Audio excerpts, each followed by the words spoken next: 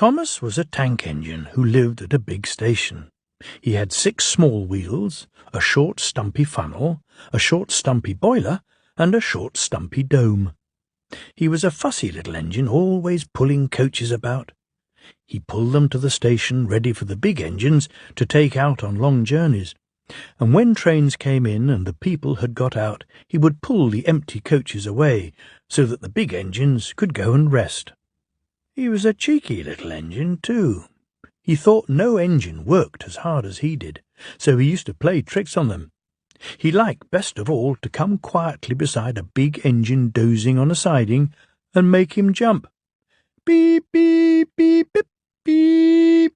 Wake up, lazy bones, he would whistle. Why don't you work hard like me? Then he would laugh rudely and run away to find some more coaches. One day, Gordon was resting on a siding. He was very tired. The big express he always pulled had been late, and he'd had to run as fast as he could to make up for lost time. He was just going to sleep when Thomas came up in his cheeky way. "Wake up, lazy bones," he whistled. "Do some hard work for a change. You can't catch me." And he ran off, laughing. Instead of going to sleep again, Gordon thought how he could pay Thomas out.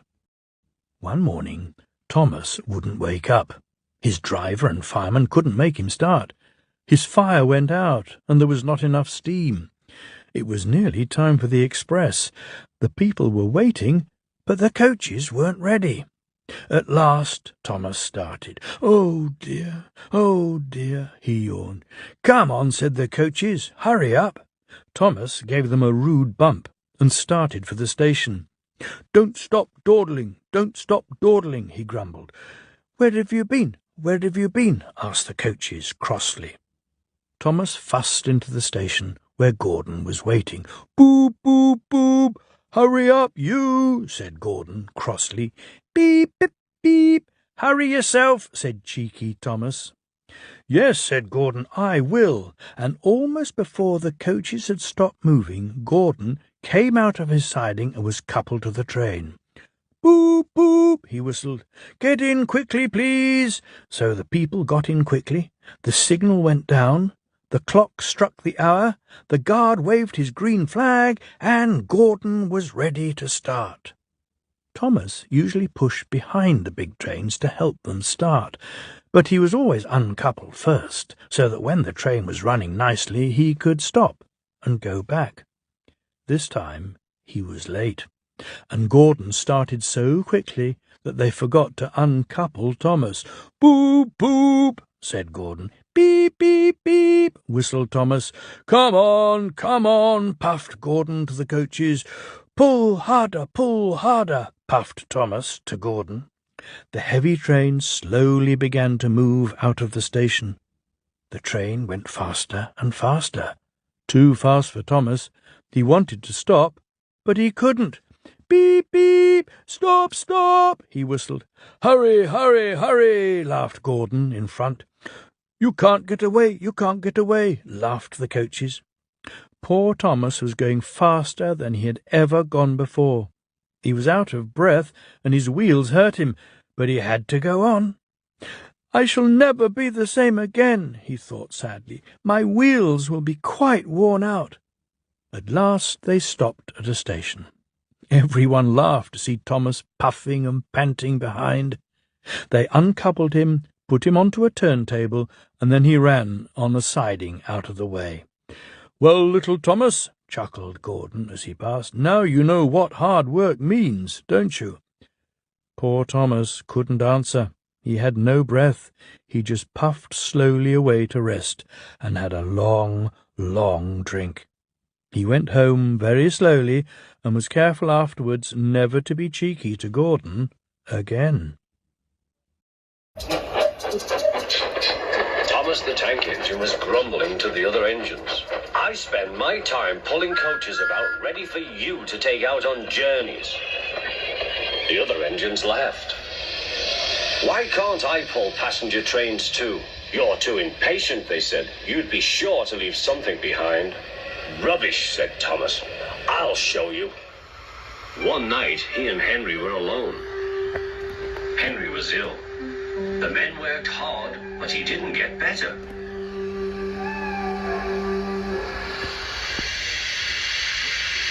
He felt just as bad next morning. Henry usually pulled the first train, and Thomas had to get his coaches ready. If Henry is ill, he thought, perhaps I shall pull his train. Thomas ran to find the coaches. Come along, he fussed. There's plenty of time, they grumbled. Thomas took them to the platform and wanted to run round in front at once. But his driver wouldn't let him. Don't be impatient, Thomas. Thomas waited and waited. The people got in, the conductor and station master walked up and down, the porter banged the doors, and still Henry didn't come. Thomas got more and more excited. Sir Topham Hatt came to see what was the matter, and the conductor and the station master told him about Henry. Find another engine, he ordered. There's only Thomas, they said. You'll have to do it then, Thomas. Be quick now. So Thomas ran round to the front and backed down on the coaches ready to start. Let's not be impatient, said his driver. We'll wait till everything is ready. But Thomas was too excited to listen. What happened then, no one knows. Perhaps they forgot to couple Thomas to the train. Or perhaps the driver pulled the lever by mistake. Anyhow, Thomas started without his coaches.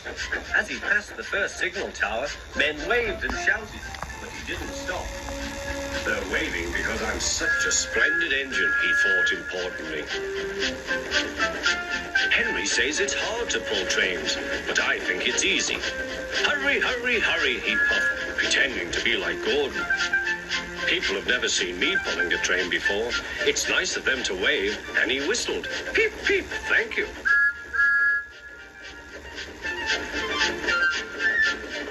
Then he came to a signal at danger. Bother, he thought. I must stop, and I was going so nicely, too. What a nuisance signals are. He blew an angry peep, peep on his whistle. The signalman ran up. Hello, Thomas, he said. What are you doing here? I'm pulling a train, said Thomas. Can't you see? Where are your coaches, then? Thomas looked back. Why, bless me, he said, if we haven't left them behind. Yes, said the signalman. You'd better go back quickly and fetch them. Poor Thomas was so sad, he nearly cried. Cheer up, said his driver. Let's go back quickly and try again.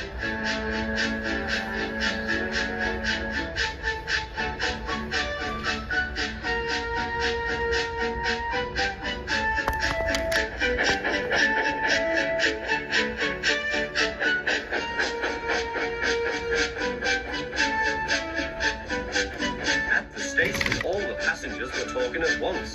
They were telling Sir Topham Hatt what a bad railway it was. But when Thomas came back, they saw how sad he was and couldn't be cross. He was coupled to the train, and this time he really pulled it.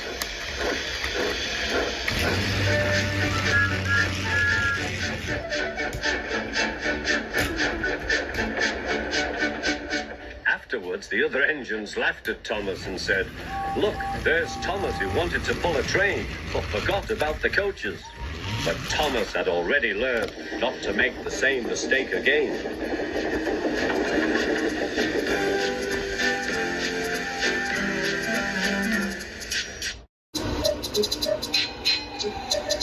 Thomas the Tank Engine wouldn't stop being a nuisance. Night after night he kept the other engines awake. I'm tired of pushing coaches. I want to see the world. The other engines didn't take much notice, but Thomas was a little engine with a long tongue.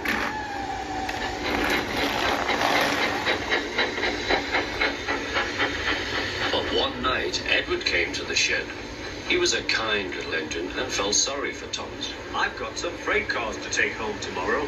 If you take them instead of me, I'll push coaches in the yard. Thank you, said Thomas. That will be nice.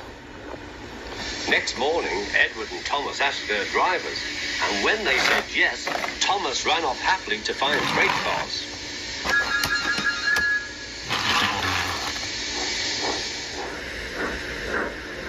Now the freight cars cars are silly and noisy. They talk a lot and don't attend to what they are doing. And I'm sorry to say they play tricks on an engine who is not used to them. Edward knew all about freight cars. He warned Thomas to be careful, but Thomas was too excited to listen.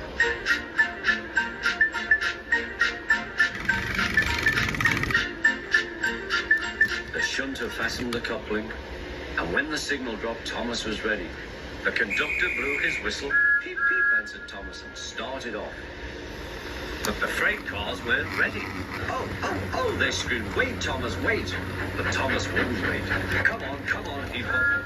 All right, don't fuss. All right, don't fuss, grumbled the cars.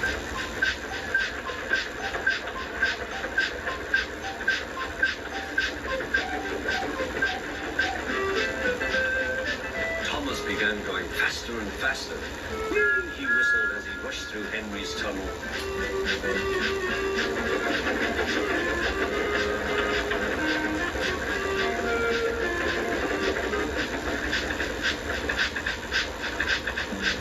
Hurry, called Thomas. He was feeling very proud of himself. But the cars crossed and crossed him. At last, Thomas slowed down as he came to Gordon's Hill.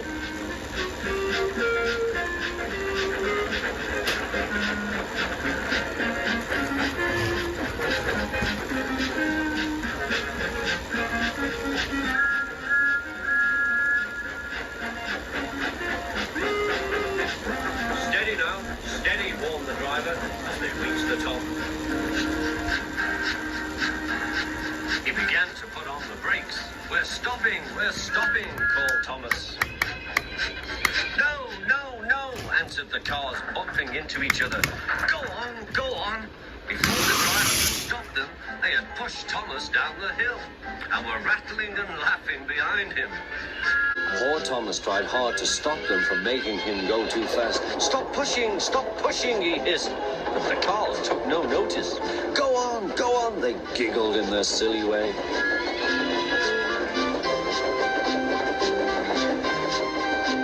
There's the station. Oh dear, what shall I do, he cried. Rattled straight through and swerved into the goods yard. Thomas shut his eyes. I must stop. When he opened his eyes, he saw he had stopped just in front of the buffers.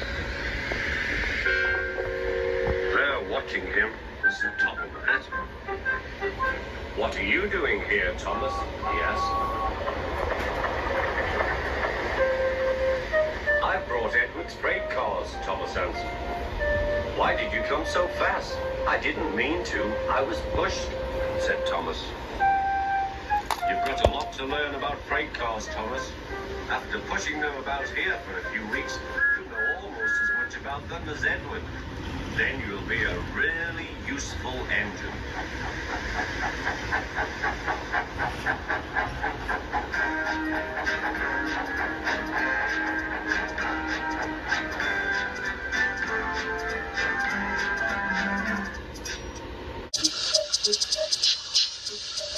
Every day, Sir Topham Hatt came to the station to catch his train.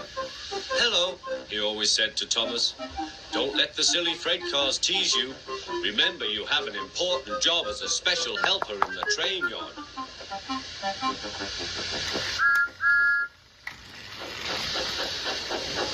There were lots of freight cars, and Thomas worked very hard pushing and pulling them into place. There was also a small coach and two strange things his driver called cranes. That's the breakdown train, he told Thomas. The cranes are for lifting heavy things, like engines and coaches and freight cars.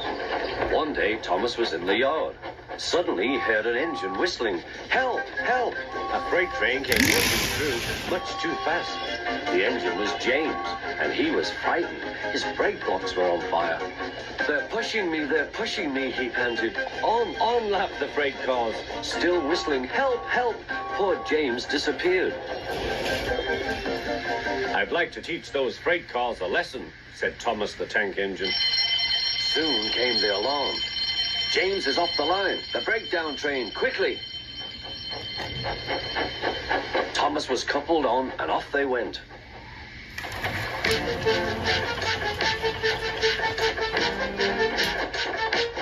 Thomas worked his hardest. Hurry, hurry, hurry, he puffed. He wasn't pretending to be like Gordon. He really meant it. Bother those freight cars and their tricks. I hope poor James isn't hurt.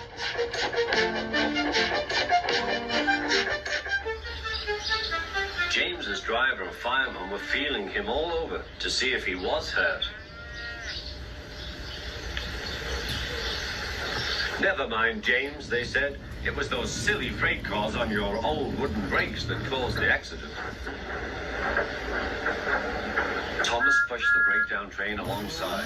Then he pulled away the unhurt freight cars. Oh dear, they groaned. Serves you right, puffed Thomas.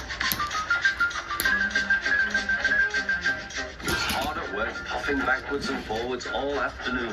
This'll teach you a lesson. This'll teach you a lesson, he told the freight cars. And they answered, yes it will, yes it will.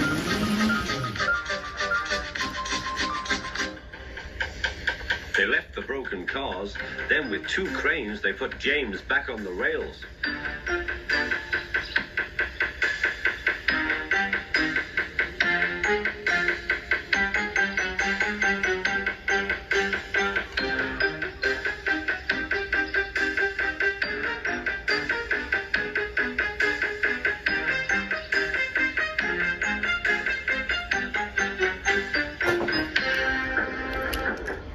He tried to move, but he couldn't, so Thomas helped him back to the shed.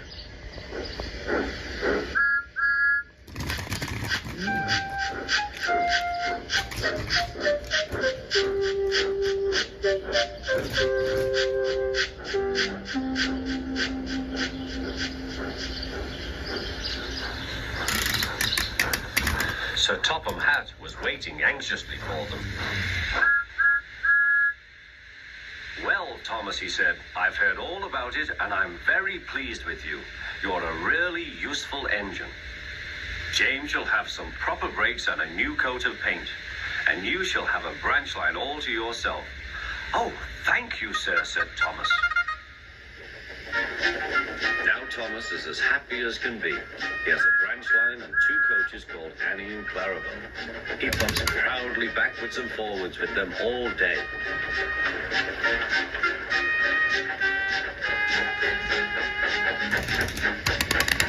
He is never lonely. Edward and Henry stop quite often and tell him the news. Gordon is always in a hurry, but never forgets to say poop poop. And Thomas always whistles peep peep in return.